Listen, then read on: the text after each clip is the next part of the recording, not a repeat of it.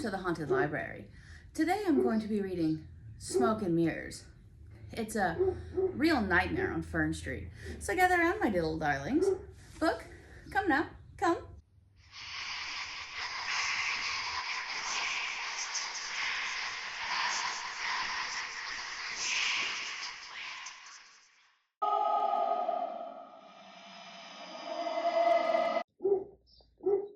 Smoke and Mirrors. Hey, baby, are you ready? Mia asked, wrapping her arms around Jessie's back. Whoa, watch the jersey, Jessie exclaimed, pulling her arms away. We have a big game tomorrow. I don't want it to be all smudgy with that cake on your face. Gasping loudly, Amelia quickly turned her back to her locker, trying her best to become invisible and squish inside. Holding her breath, she waited for the conversation to continue. I'm sorry, Jessie. I wasn't thinking, Mia said. Pouting, she brushed her long blonde hair from her shoulders, crossing her arms under her chest and pushing it out. Jessie's green eyes dropped to her low-cut cheer uniform. Did you want to get food with me? Clearing his throat, Jessie met her gaze. Really, Mia? I think you might want to lay off the snacks. Your uniform's getting kind of tight, he said, pinching her exposed skin on her stomach.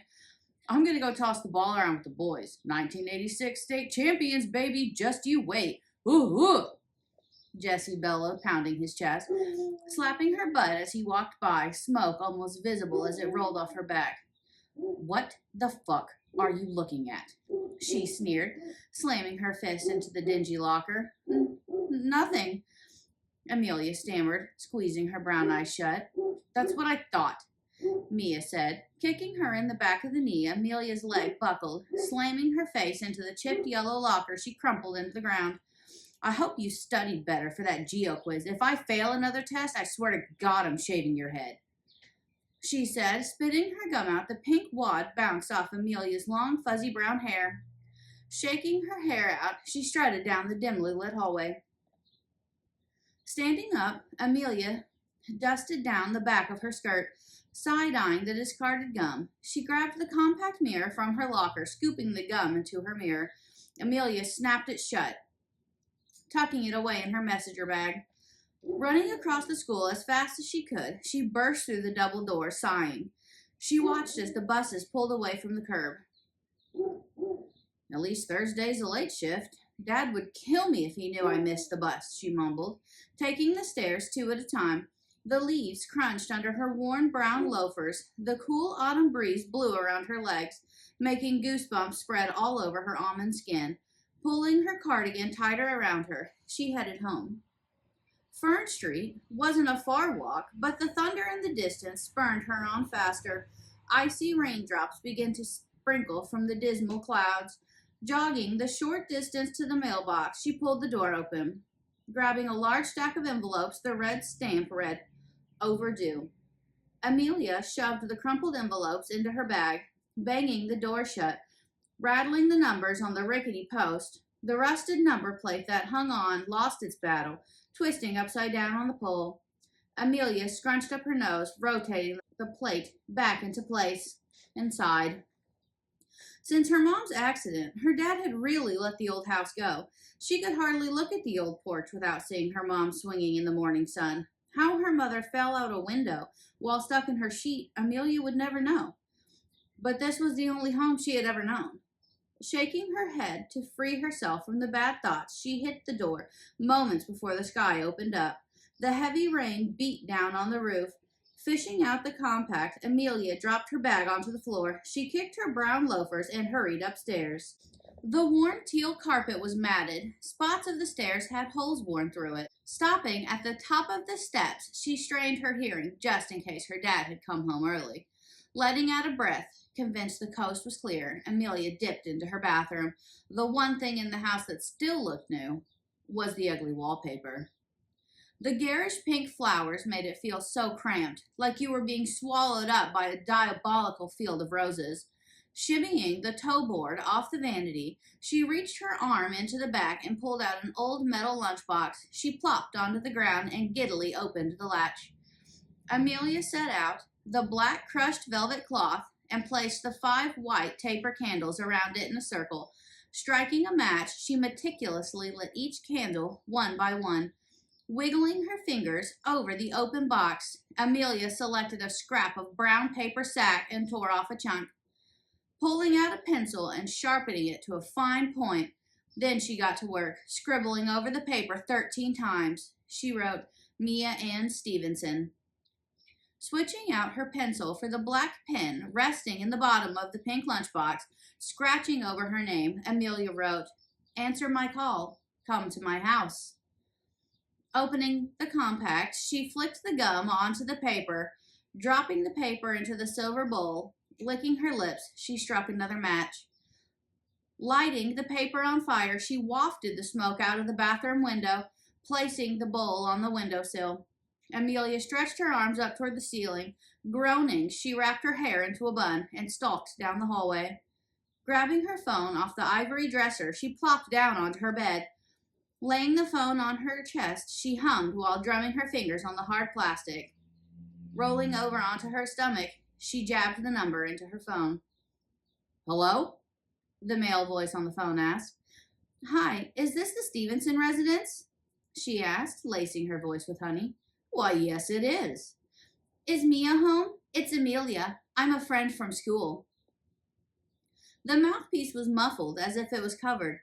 Sugar drop. A friend from school is on the phone, he shouted. It's Amelia. She heard a scoff on the other end before the phone was handed off. Friend? Well, that's a bold lie, isn't it, Frankenstein? What do you want? Mia spat. I'm not sure if you know this, but my mother was a shaman. She taught me everything she knew. I heard Jessie comment on your weight, and I think I can help.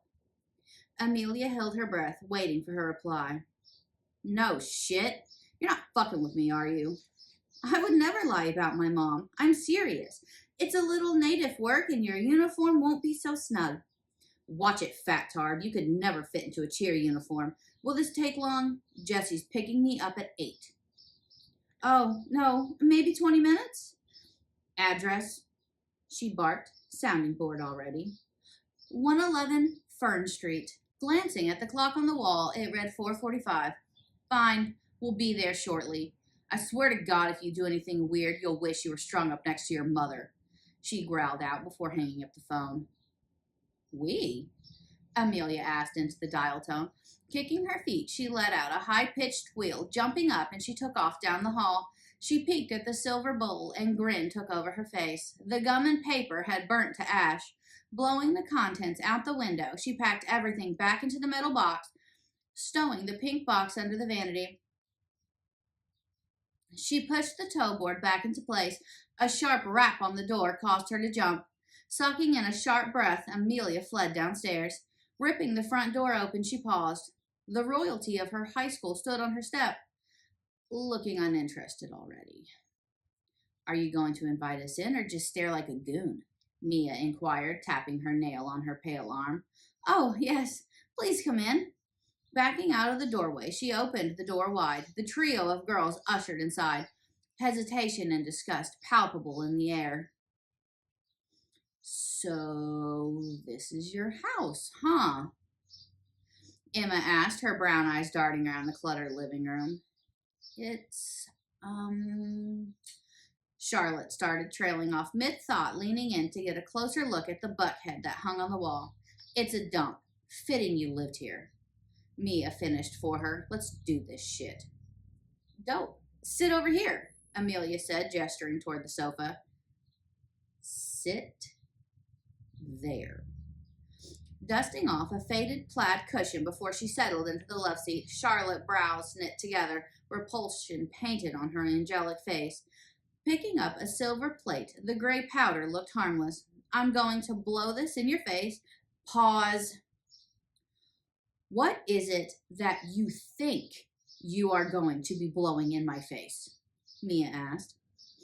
It's some herbs and different plants, all natural, I promise. It's safe, Mia. I hope you have brushed your teeth, she said dryly. Charlotte and Emma exchanged uncertain glances. Leaning in, she blew across the square plate. The powder blew onto their faces. Sitting the plate gently on the coffee table, Amelia sat perched on the edge of the table, Clearing her throat, she began to chant. Mia let out a huff. Blinking, the powder fell off her lashes onto her perfect cheekbones. Her pupils growing wide, she let out a whimper. She ran her hands over her golden blonde hair, bringing her empty hands up. She cried out. Flailing her hands around, Mia ran her hands through her hair again. It just keeps falling out, she whimpered. Emma, losing her balance, falling off the arm of the love seat, she backpedaled into the wall, pressing her back firmly against it, groaning. Emma scratched her face, whipping her head wildly from side to side, trying to swat off the invisible creatures that assaulted her. Clutching her hand to her mouth, Charlotte gagged. Her mane of red curls bounced violently as she lurched forward, heaving again. She spilled bile down the front of her uniform. The haunting spell was easy enough, Amelia mused, but she wanted more. They needed to suffer more. Just getting trapped in their own version of hell wasn't enough. No doubt Charlotte was looking into a mirror, all cellulite and fat rolls, if she was bulimic at a size 2. Amelia wondered what a size 22 would do to her psyche. As if a sinister light bulb clicked on above her head, Amelia hatched a wicked plan. They needed to suffer out loud. Everyone needed to see the princesses grovel like worms. A mirror spell was much harder. She had never done one on a human before, much less 3. Knocking the souls into a mirror world, Amelia could dish out punishment as she saw fit. Out of body, out of mind. Or whatever it is Mrs. Moody always said. After all, it's hard to protest when you're not driving the ship, right? She sung out cheerfully, wiggling in her seat. Pulling her grimoire from beneath the chair, she flipped through the pages. Lighting a large black taper candle, she dripped the wax onto their heads. In a deep whisper, she began chanting again. Finishing her invocation, Amelia stepped back to admire her work. Mia and Emma had fallen silent, their small forms slumped over. However, Charlotte kept crying. Her tears had run dry, snot and mascara coated her delicate face, her hazel eyes red and puffy. This just won't do, Amelia said, tisking her tongue. Bouncing nervously from one foot to the other, she shrugged. Picking up large fabric shears, Amelia gave them a test click. Rolling Mia over to her back, she straddled her. Grabbing a handful of the long blonde hair, she marveled at the softness of it.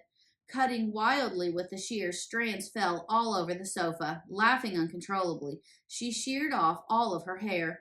Blonde chunks stuck out all over her head. What the fuck are you doing to her? Charlotte shouted, rushing over, pushing Amelia off her friend. Falling over the arm of the love seat, Amelia landed with a thud. Charlotte was on her in a blink, screaming and swinging like a crazed windmill. Get off me! Amelia shrieked, lashing out with the shears. Her vision went red. A cascade of blood covered her face. Filling her mouth with the warm metallic liquid, Amelia gagged. Rapidly wiping her eyes, the red smeared across her face. Charlotte collapsed on top of her. She could hear her wet gasping. Pushing Charlotte onto the floor, Amelia sat up. Cursing under her breath, she took in the unmoving form of Charlotte. Blood oozed from the gaping hole in her neck, white bits of trachea protruding through the crimson trench. Why did you have to go and do that? Pushing up off the floor, she retrieved her scissors. Tisking her tongue again, she looked around at this mess. Dad is going to kill me for ruining that rug. Hot pins and needles broke out across her back. Rolling her shoulder, she looked behind her. I can't tell which one of you is grabbing me, but this won't work. Jeez, is that annoying. You can't expect me to give decent makeovers under these conditions. Walking over to the window, she cracked them open. Lighting a bundle of sage on fire, she plumed the smoke over the room. That ought to keep you out, for a minute anyway. But this, she gestured around the room, has totally gone off the rails. She turned her attention to Emma, who still lay slumped against the living room wall. Pushing her white socked foot into Emma's chest, she pinned her to the stained wall. You were always so blinded, by the way Mia treated everybody. Couldn't offend little Miss Cheer Captain, but she doesn't look so perfect now. Maybe you could see. Pushing her eyelid up, Amelia held her lashes, pushing the lower lid down, exposing her brown iris. Angling the scissors, she snapped them shut. With a faint pop, a white viscous gel oozed down Emma's cheek.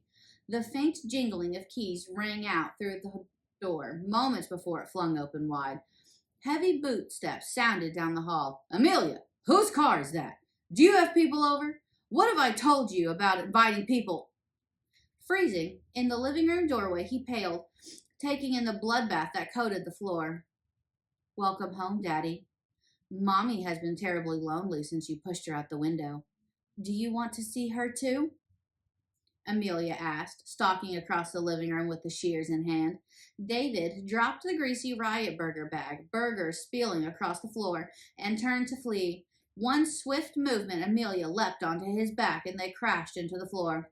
You made a mess, Daddy. You have to be punished, Amelia said, raising the shears over her head. She stabbed him in the back. Laughing, she continued thrusting the shears until David went limp. Looking into the empty corner, Amelia babbled to herself, robotically, taking the steps towards her parents' bedroom. Pushing open the French window, she wound the flowery curtain around her neck. Amelia did a swan dive from the second floor. The curtain rod ripped from the wall, showering the room in dust. Slamming into the windowsill, holding fast, Amelia dangled over the porch. The orange sunset accenting her silhouette, she swung gently in the breeze. You know, there really is no place like home. Until next time, happy hauntings.